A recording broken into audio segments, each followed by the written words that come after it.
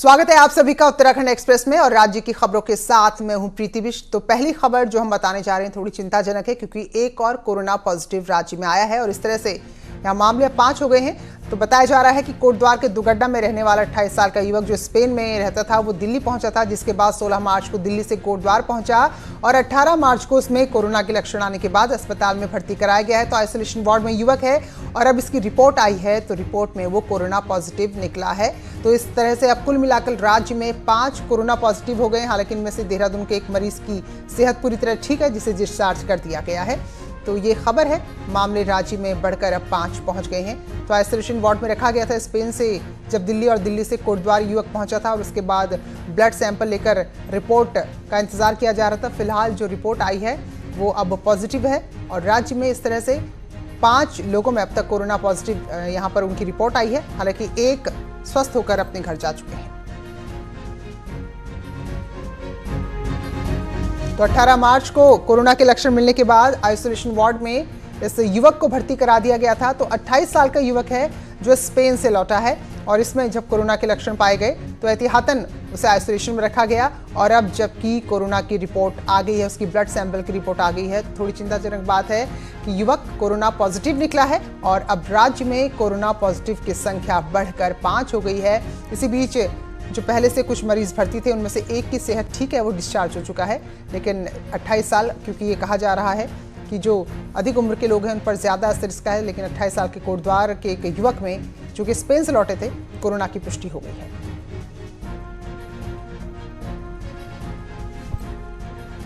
अनुपम और जानकारी देंगे। तो अनुपम जरा बताइए कब ये युवक लौटा था और उसके बाद यहाँ आने से लेकर रिपोर्ट आने तक किस तरह के एहतियात बरते गए हैं? देखिए 14 मार्च को ये जो युवक है स्पेन से दिल्ली लौटा था और 2 दिन यानी कि 14 और 15 की जो रात थी ये दिल्ली रुका था। ये युवक दिल्ली के एक होटल में इसने स्टे करा था। उसके बाद 15 को ये बाई ट्रेन से कोटद्वार पहुंचा है और कोटद्वार से फिर किसी वाहन के द्वारा दुगड्डा पहुंचा था।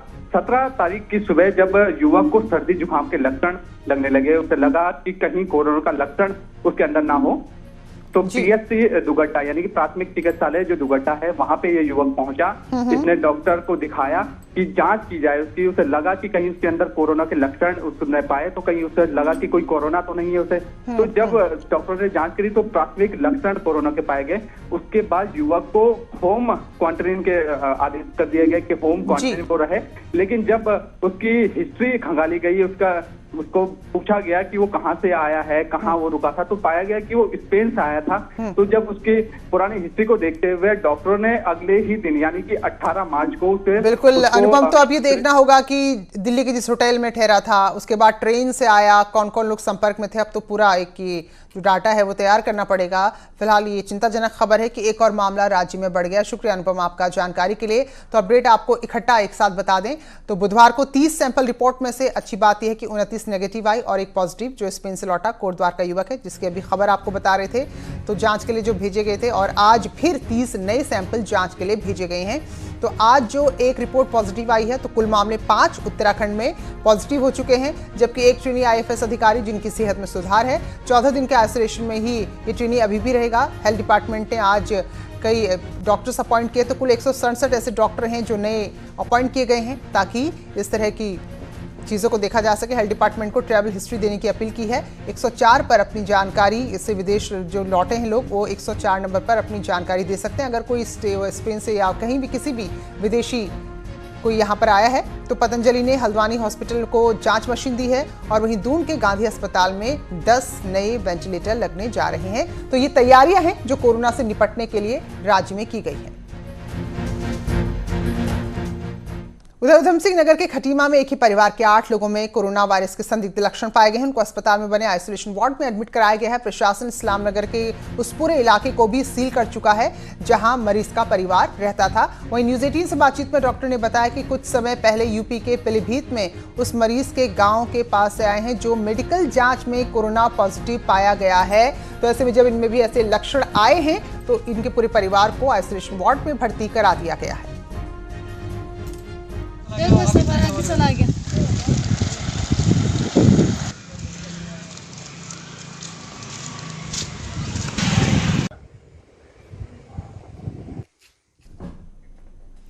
तो अब संदिग्धों की आ रही आज 30 और नए ब्लड सैंपल गए हैं, तो अब इंतजार होगा इनकी रिपोर्ट का। और देहरादून से फिलहाल खबर है जहां कोरोना संक्रमित अमेरिकी नागरिक के मामले में नई जानकारी सामने आई है। बताया जा रहा है कि देहरादून में अमेरिकी नागरिक कई अधिकारियों से मिला था, तो ये बड़ी खबर आ रही है। इसकी जानकारी मिलने के बाद अधिकारियों में हड़कंप है। एहतियातन अधिकारियों का चेकअप कराया गया है। तो जो अमेरिकी नागरिक है जिसमें कोरोना के यहाँ पर लक्षण है, तो अब जानकारी ये आ रही है कि कई बड़े अधिकारियों से ये अमेरिकी नागरिक मुलाकात कर चुका है। और अब जबकि खबर सामने आई है तो अधिकारियों का चेकअप कराया जा रहा है और हड़कंप अधिकारियों में मच गया जिसने इस अमेरिकी नागरिक से मुलाकात की थी। तो पूरे विभाग को अब यहाँ पर रडार पर ले लिया गया है, क्योंकि ये अधिकारी अपने कई कर्मचारियों से मिले होंगे, कई लोगों से मिले होंगे। तो ऐसे में अब ये एक और बड़ी चुनौती राज्य सरकार के सामने है। वहीं श्रीनगर गढ़वाल से अगली खबर, जहां कोरोना के संदिग्ध लक्षण मिलने के बाद एक युवती को क्वारंटीन किया गया है। युवती देहरादून से अपने घर देहली चौरी लौटी थी और यहां वो गढ़वाल मंडल विकास निगम गेस्ट हाउस में उसे रखा गया है अलग से। युवती देहरादून में कोरोना पॉजिटिव के संपर्क में आई थी। फिलहाल 14 दिन के लिए क्वारंटीन किया गया है। साथ ही युवती के परिवार वालों को भी कहा गया है कि वो भी बाहर ना निकले, किसी से संपर्क ना करें, अपने ही घर में रहें। तो ये एक और खबर, युवती जिसे आइसोलेट कर दिया गया है।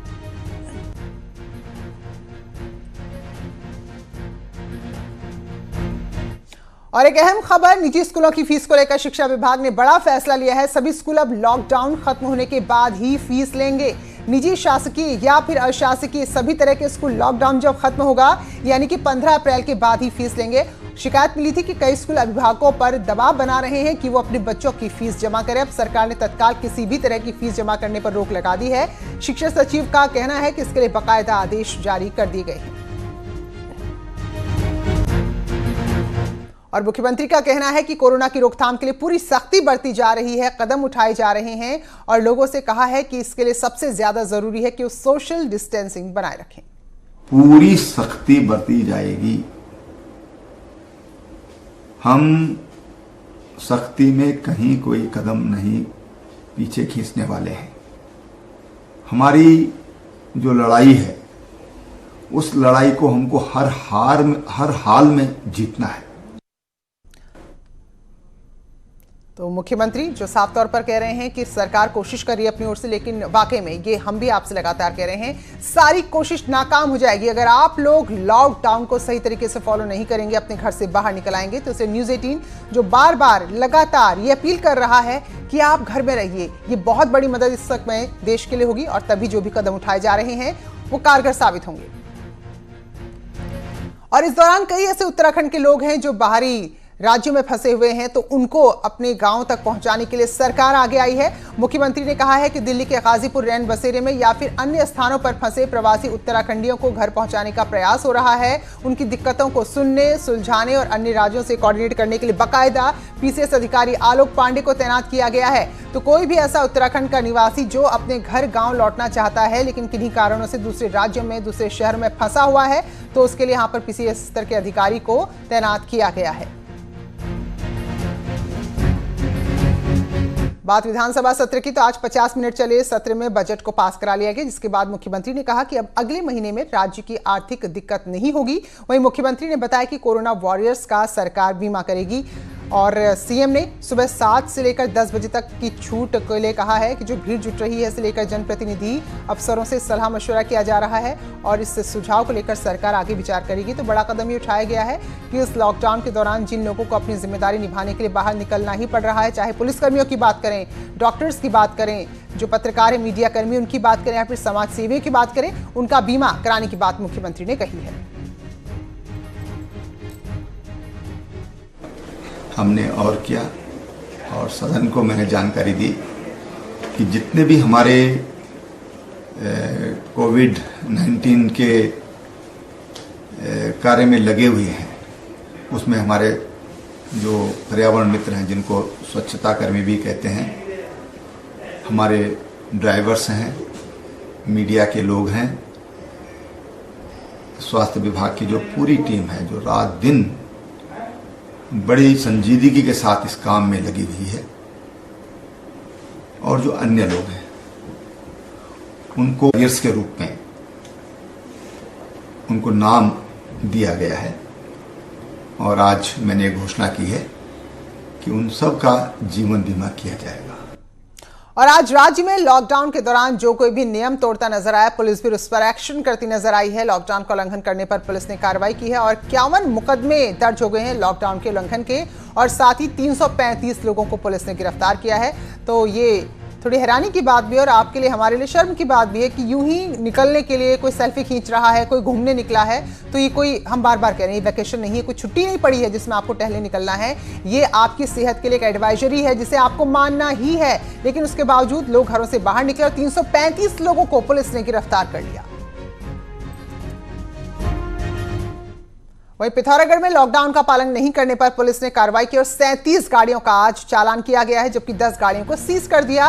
इसके अलावा 3 लोगों के खिलाफ सीआरपीसी एक्ट में मुकदमा दर्ज हुआ है। तो अपील हो रही है, समझाया जा रहा है, जागरूक किया जा रहा है, लेकिन उसके बावजूद लोग बाज नहीं आ रहे और इसका नतीजा है कि कईयों पर मुकदमे दर्ज, कई गाड़ियां सीज, कईयों के चालान काटे गए।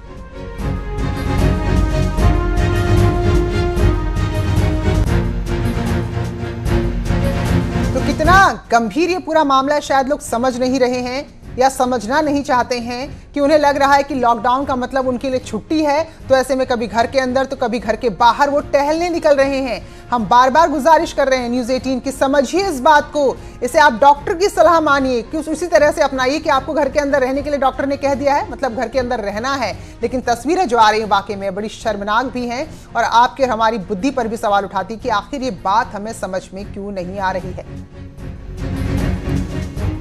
अब जरा हल्द्वानी से जो तस्वीर आई है उसको देखिए, वाकई में बहुत ही शर्मनाक तस्वीर है और हमारे गैर जिम्मेदाराना होने का ये सबूत देती है। लॉकडाउन है यानी कि घर के अंदर रहना है लोगों की और अपनी जिंदगी बचाने के लिए, लेकिन एक लड़की यहाँ सेल्फी लेती नजर आई सड़क पर। देखिए अब इस तरह के लोगों को क्या कहेंगे, क्योंकि कई बार पुलिस पर भी सवाल उठ रहे हैं, लेकिन कोई टहलने निकल रहा है कि भाई घर में बोर हो गए थे तो निकल गए हम बाहर, कोई सेल्फी ले रहा है। तो ये लड़की हल्द्वानी की तस्वीरें हैं जिसमें वो सेल्फी लेती नजर आई, तो पुलिस ने वहां से लाठियां फटकार कर उसे भगाया है। लेकिन इस दौरान वो लड़की देखिए उल्टा पुलिस से बहस कर रही है। तो ये ऐसी तस्वीरें हैं जो आपके और हमारे एक जिम्मेदार नागरिक होने पर सवाल खड़े करती है। वहीं देहरादून में भी कुछ लोग यूं ही बेवजह घूम रहे थे, टहल रहे थे, तो पुलिस ने उन्हें मुर्गा बनाया और साथ में चेतावनी देकर छोड़ा कि अगर आगे से लॉकडाउन के दौरान यूं ही बेसबब घूमते हुए नजर आए तो फिर और कड़ी कार्रवाई होगी।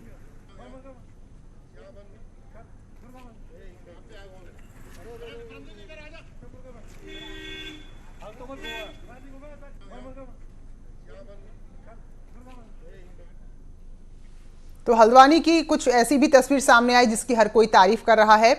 एक तस्वीर आपको दिखाते हैं, इसमें एक युवक को पुलिस पीट रही है। दरअसल पुलिस ने इस युवक को लॉकडाउन का उल्लंघन करने पर सीख दी है, जबकि दूसरे वीडियो में पुलिसकर्मी गरीब और बेसहारा लोगों को खाना खिलाते नजर आ रहे हैं। तो ये तस्वीरें देखिए आप, जो भी इस वक्त घर से बाहर निकल रहा है वो सोचिए वो देश के लिए नई मुसीबत पैदा कर रहा है। तो पुलिसकर्मी भी जो अपनी जिंदगी दांव पर लगाकर, जब हम आपसे गुजारिश कर रहे हैं, चाहे मीडिया कर्मियों की बात करें, पुलिसकर्मियों की बात करें, स्वास्थ्य कर्मियों की बात करें, समाज सेवियों की बात करें, अगर हम आपसे गुजारिश कर रहे हैं घर पर रहिए, तो ये भी समझिए कि हमें ये गुजारिश करने के लिए घर से बाहर निकलकर काफ़ी मुश्किल उठानी पड़ रही है। तो लेकिन उसके बावजूद जो सड़क पर निकले हैं उनकी पिटाई हुई है, वहीं जो लोग वाकई में मजबूर थे उनको पुलिस ने खाना भी खिलाया है। तो ये तस्वीरें दो जो बता रही हैं कि ये वक्त इस वक्त ऐसा है कि हम सबको देश को कोरोना से बचाने के बारे में सोचना है। और ये हरिद्वार से भी कुछ तस्वीरें आई हैं जहां लॉकडाउन का असर देखने को मिला, लोग अपने घरों में रहे और कुछ लोग जो कि बेवजह घूम रहे थे, तो ऐसे 8 लोगों को पुलिस ने अनोखी सजा भी दी। कोतवाली में चौक से दूर दूर गोले बना दिए गए, यानी कि सबकी सीमा तय कर दी गई कि कोई कहां बैठेगा, और उसके बाद पकड़े गए लोगों को सोशल डिस्टेंसिंग का ख्याल रखते एक निश्चित दूरी पर बिठा दिया गया। हरिद्वार की तस्वीरें, ये तैयारी पुलिस की है, इन लोगों को सबक भी मिल जाए और साथ में जो सोशल डिस्टेंसिंग का जो एक नियम है उसका भी पालन हो। बिल्कुल, जैसा कि आप देख पा रहे हैं, कोरोना संक्रमण के संबंध में जो समय समय पर एडवाइजरी जारी की जा रही है, और इसके लिए ये था कि इसेंशियल सर्विस के लिए 7 से 10 का एक टाइमिंग निर्धारित थी। उसके बाद चूँकि पूर्णबंदी है, केवल मेडिकल ग्राउंड पे एग्जिट दिया जा रहा है।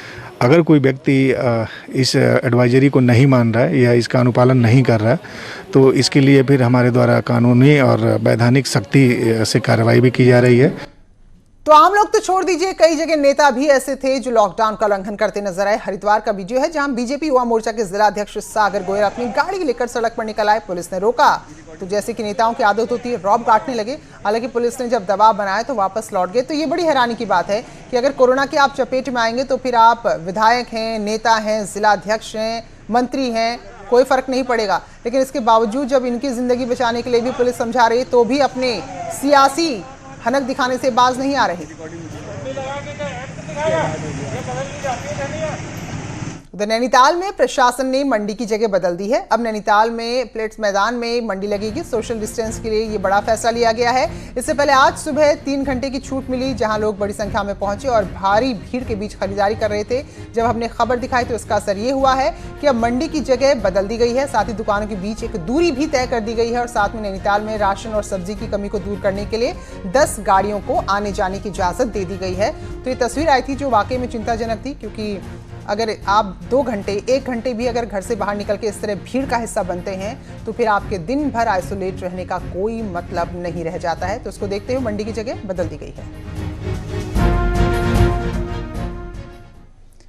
इससे पहले आज सुबह 7 से लेकर 10 बजे तक जब लॉकडाउन से छूट दी गई तो बेहद डराने वाली तस्वीरें सामने आई। तो डराने वाली तस्वीर हम इसलिए कह रहे हैं क्योंकि अगर आप एक दूसरे के संपर्क में आते हैं, नजदीक से किसी से मिलते हैं तो आपकी सारी कवायद धरी की धरी रह जाएगी। सामान खरीदने के लिए भारी भीड़ सड़कों पर उतर आई और राजधानी देहरादून में तो ऐसा लगा कि मानो भगदड़ ही मच जाएगी। तस्वीर देखिए जरा देहरादून के हनुमान चौक गली का, जहां लूट और अराजकता का माहौल देखने को मिला। चाहे चौपहिया वाहन हो, 2 व्हीलर हो, 4 व्हीलर हो, हर सामान से भरा हुआ ये वाहन नजर आ रहे थे। और इस दौरान सोशल डिस्टेंसिंग की तो खैर पूछिए ही मत, कितनी धज्जियां यहां पर उड़ाई गई हैं। और इसी बीच खबर टिहरी से आ रही, जहां कोरदी गांव में 2 लोगों की अचानक मौत हो गई है। ये खबर टिहरी से है, जहां के कोरदी गांव में 2 लोगों की अचानक से मौत हो गई है और ये दोनों ही कुछ दिन पहले दिल्ली से आए थे। एक शख्स की मौत को बताया जा रहा है कि टीबी उसको था और दूसरे शख्स की मौत हार्ट अटैक से हुई है। लेकिन स्वास्थ्य विभाग ने वहां 80 लोगों का मेडिकल टेस्ट करा लिया है। कोरोना की पुष्टि किसी में नहीं हुई है, जांच लेकिन यहां जरूर चल रही है। तो बड़ी खबर टिहरी से, जिसमें 2 लोगों की जान गई है। हालांकि ये बताया जा रहा है कि एक की मौत टीबी से हुई है और दूसरे की मौत दिल का दौरा पड़ने से हुई है। लेकिन ये दोनों ही लोग क्योंकि दिल्ली से लौटे थे तो ऐसे में पूरे गांव के 80 लोगों का चेकअप कराया गया है।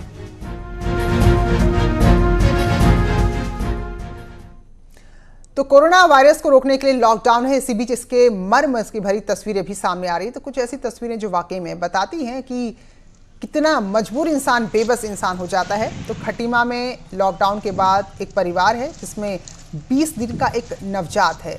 तो ये लोग जब कोई गाड़ी नहीं है, कोई वाहन नहीं है, तो भूखे प्यासे ही अपनी घर की तरफ पैदल निकल पड़े हैं। टनकपुर से रेलवे लाइन के सहारे यूपी जा रहे हैं, यानी कि जो रेलवे लाइन है उस पर चलते चलते ताकि रास्ता ना भटके ये लोग अपने घर की ओर यूं ही पैदल निकल पड़े।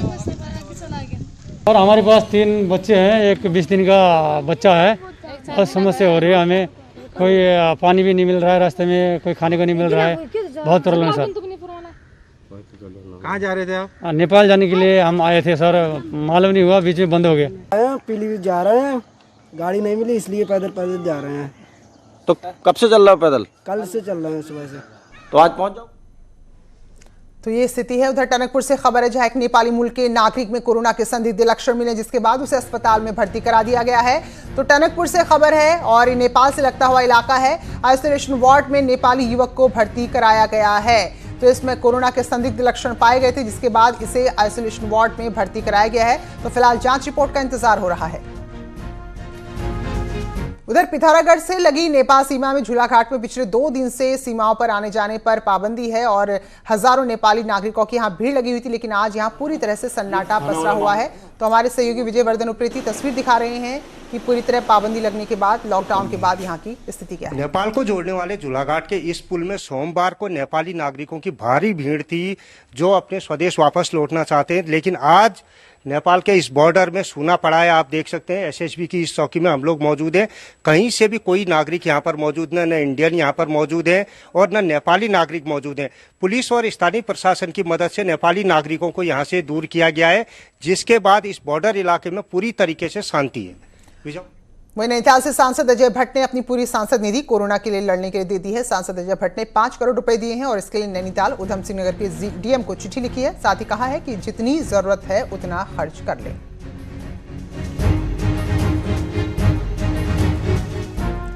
और अब बात नवरात्र की, तो आज से नवरात्र शुरू हो चुके हैं और विश्व प्रसिद्ध गंगोत्री धाम के कपाट के खुलने का मुहूर्त भी आज घोषित हो गया है। 26 अप्रैल को दोपहर को गंगोत्री धाम के कपाट खुलेंगे और इसके साथ ही चारधाम यात्रा की शुरुआत हो जाएगी। गंगोत्री मंदिर समिति के अध्यक्ष ने बताया कि मां गंगा की टोली मुखबा से 25 अप्रैल को 12:30 बजे गंगोत्री के लिए रवाना होगी और 26 अप्रैल को 12:35 पर गंगोत्री धाम के कपाट श्रद्धालुओं के लिए खोल दिए जाएंगे। इसके साथ ही आज पुरोहितों ने कोरोना जैसी महामारी से बचने के लिए मां गंगा का पूजा अर्चन किया और देश दुनिया के लोगों पर मां से आशीर्वाद बनाए रखने की अपील की। 30 मिनट में मुखबा से प्रस्थान करेगी और रात्रि निवास भैरव घाटी में करते हुए 26 तारीख को मां भगवती 26 अप्रैल को मां भगवती के कपाट 12:35 पर अमृत योग में श्रद्धालुओं के लिए खोल दी जाएगी। तो इस बुलेटिन में फिलहाल इतना ही, लेकिन जाते जाते एक बार फिर से आपसे अपील कि अगर कोरोना को हराना है तो प्लीज अपने घरों में ही रहिए। एक ब्रेक ले रहे हैं, ब्रेक के बाद भी खबरें जारी।